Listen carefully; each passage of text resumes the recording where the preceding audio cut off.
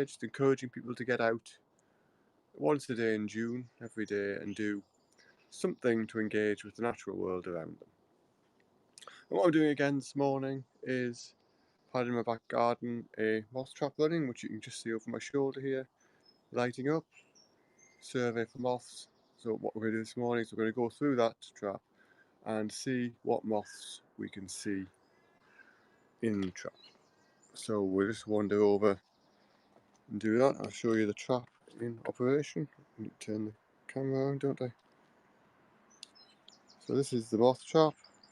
Bright light running on the top of a box, and this just attracts the moths. They go in and I can come around in the morning and see what is in here.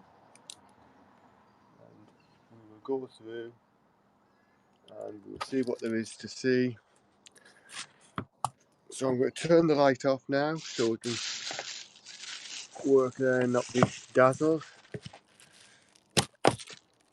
And we will see what moths we've got. The first thing we do is we just quickly check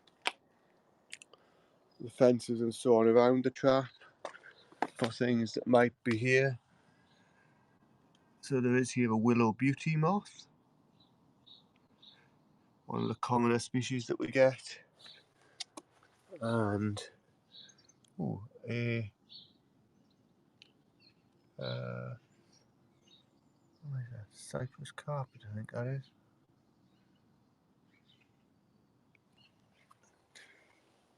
So a couple of moths there on the outside. Just quickly write these down.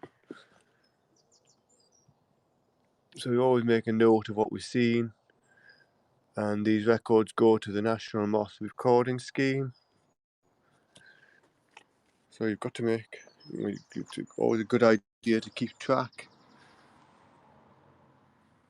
There's a codling moth on the outside there.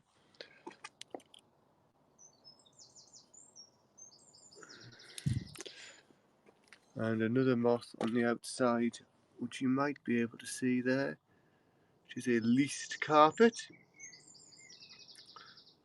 Not the best of angles, that, but it's a species that has done pretty well in Britain. This one's really expanded its population, which isn't true of everything.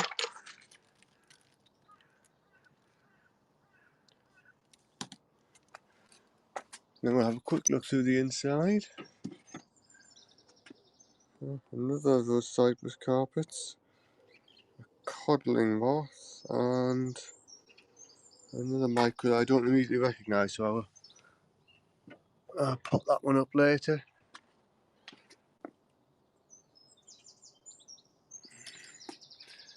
Just in case.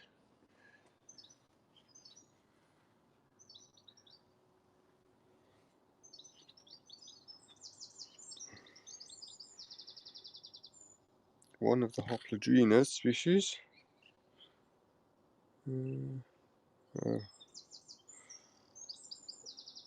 Should check that one later. Pretty sure it's Vines rustic. So the egg boxes which are inside the trap just provide something soft for the moths to rest on once they've gone in.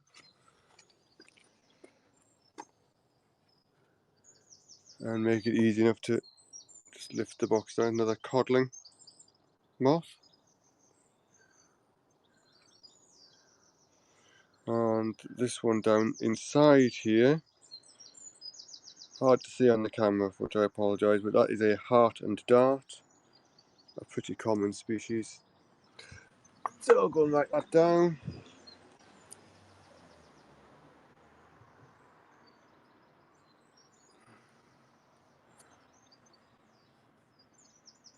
And then we'll go and see what else there is in the trap. Still a relatively quiet year. Ooh. That is a leopard moth. Not a species I get as often in my trap. It's not particularly regarded as rare in any way, but isn't a species I see every time I trap. So I'm rather glad to have got that. And that down there is a pale mottled willow.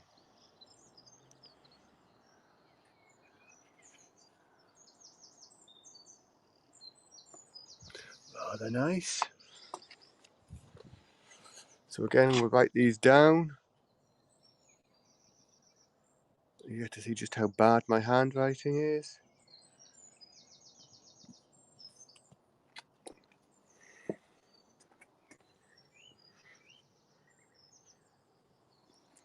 Another egg box to check. Let's see if there are any moths on here. No, nothing on there this morning. Few more to look through. Nothing on there. There's another better view of a heart and dart, which we saw inside one of the egg boxes before. But you see a fairly distinctive set of markings, makes it easy to tell what that is. And an uncertain, which is its name, rather a description of me not knowing what it was.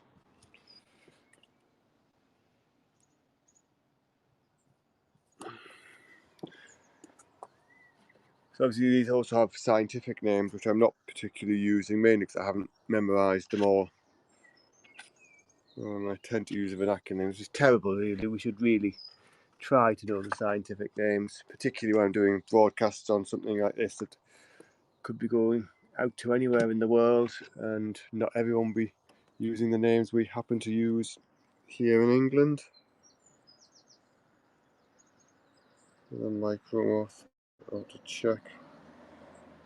Pretty sure that's red-barred tortrix, but I will check that later.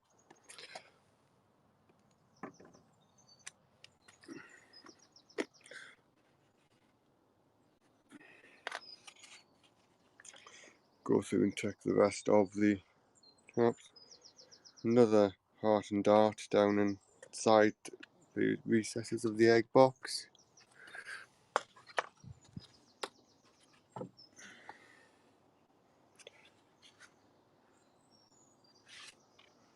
And no more moths on that one. It's still quite a slow year, this getting going. There's still not been really large numbers of anything in these traps around here. This is either marbled miner or tawny marbled miner. You would have to examine the genitalia to see which one that is, which I'm not going to have done this time. We've recorded both species pretty frequently here, so I tend to just record them as it's one or the other, rather than doing every one every year. So we'll just make a note that it's one of those two.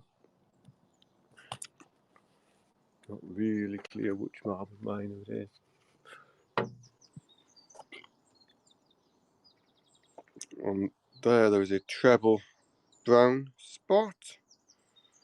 I guess the thinking is the brown lines on there sort of vaguely form into three blotches, so there's hence the name treble brown spot. And another heart and dart.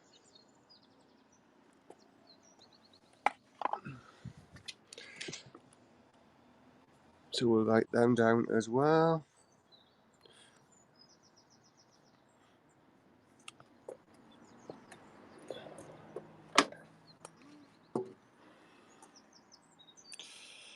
No, nothing on that one, nothing on that one.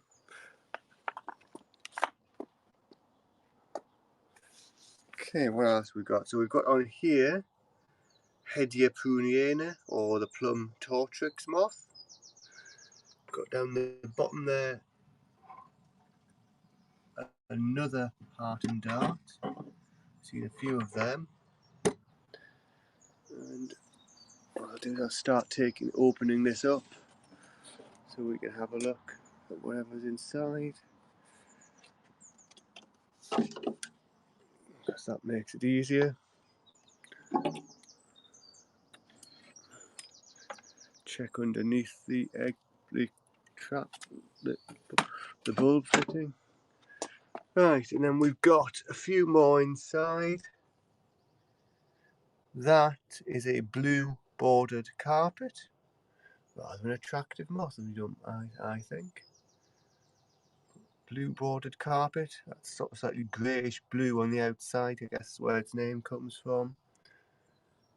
There's a really clear, uncertain, really obvious dark crossbar, which sort of means you can be certain it's an uncertain, as it were.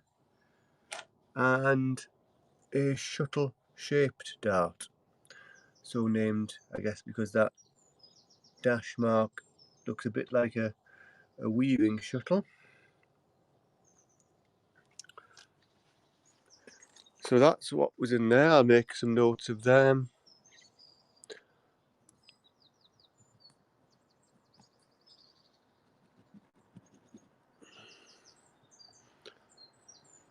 Okay, the pen stopped working. That's not ideal.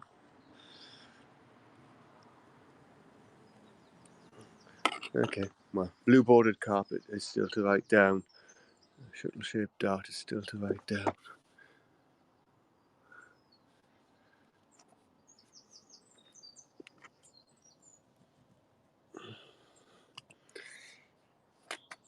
How annoying. Okay, pen stopped working, which does not help for taking the notes. So I'll have to remember these last few until I'm done. Quickly see what else there is to see on here. Let's check the outside. On the drain pipe here, there's a brimstone moth. Bright yellow, attractive creature. Another couple of willow beauties.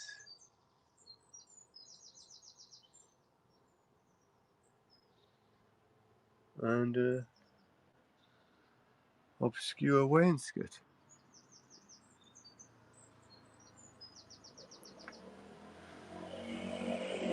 So a few decent moths there. A